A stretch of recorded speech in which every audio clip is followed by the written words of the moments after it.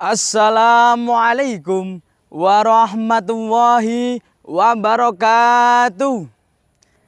Alhamdulillahi rabbil alamin. Nahmaduhu wa nasta'inuhu wa nastaghfiruhu wa na'udzu billahi min shururi anfusina wa min sayyiati a'malina. May yahdihillahu fala mudhillalah wa may yudlil fala hadiyalah. Amma ba'd. Yang terhormat Dewan Juri yang arif dan bijaksana, yang saya hormati panitia pelaksana Festival Jatung Syariah yang Allah muliakan, sahabat sekalian dimanapun berada.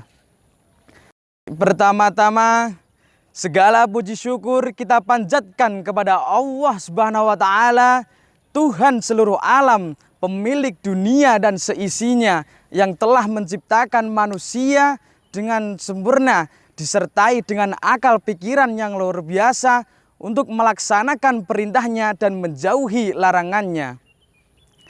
Sebelumnya, perkenankanlah saya, Abid Zaki Asidki dari PPTI Al-Falah Salatiga untuk menyampaikan sepatah dua patah kata mengenai halal lifestyle.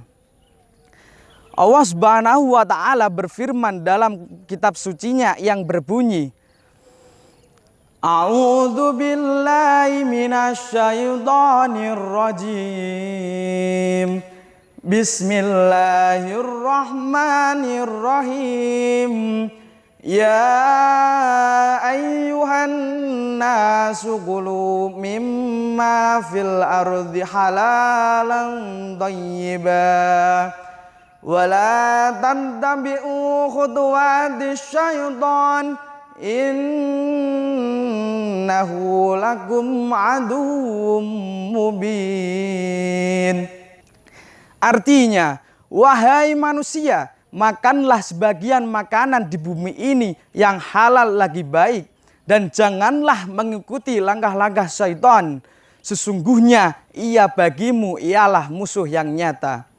Quran Surat Al-Baqarah ayat 168. Dari ayat tersebut dapat kita ketahui bahwa Allah Subhanahu wa Ta'ala memerintahkan kepada seluruh umat manusia untuk memakan makanan yang halal dan baik. Lalu makanan yang halal dan baik itu yang bagaimana?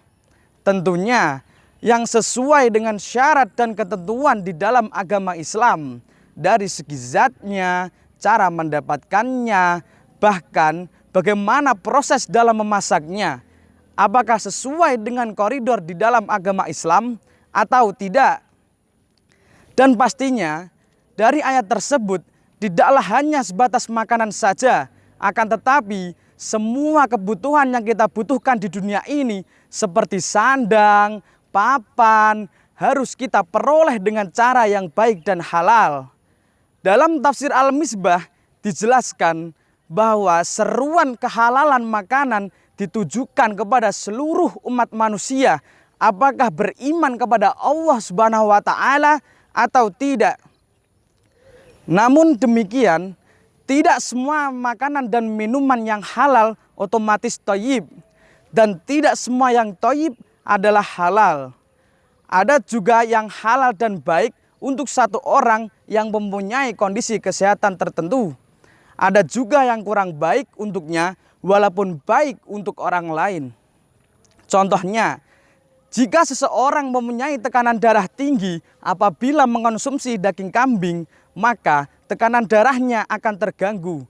Begitu juga sebaliknya, apabila seseorang mempunyai tekanan darah rendah apabila mengonsumsi daging kambing, maka tidak akan merugikan bagi dirinya. Untuk itu, dapat disimpulkan bahwa makanan yang baik ialah makanan yang tidak merugikan satupun bagi pengonsumsinya.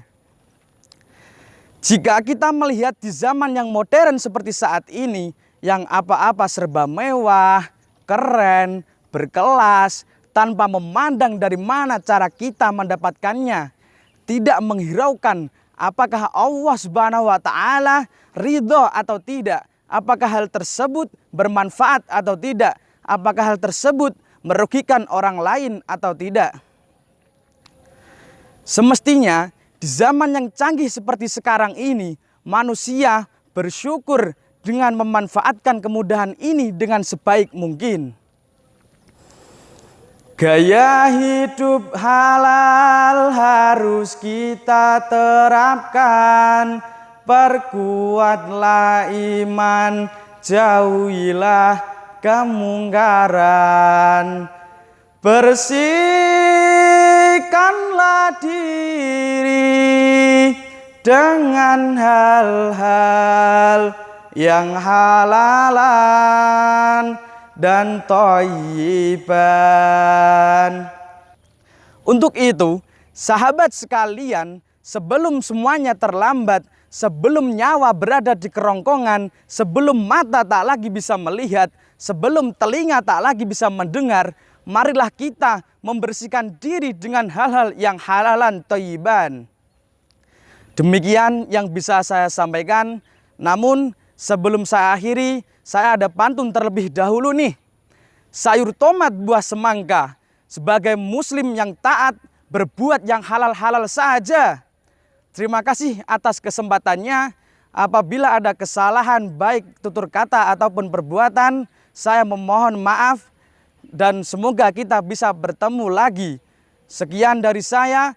Wallahu muwaffiq ila aqwamit thoriq. Wassalamualaikum warahmatullahi wabarakatuh.